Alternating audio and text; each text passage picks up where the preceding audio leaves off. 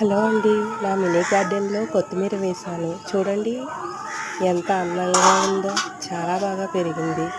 చాలాసార్లు కొత్తిమీర విత్తనాలు వేశాను, కానీ ఎప్పుడూ మొలకలు వచ్చినా కొద్దిగా ఎదిగిన తర్వాత పడిపోవడం జరిగేది.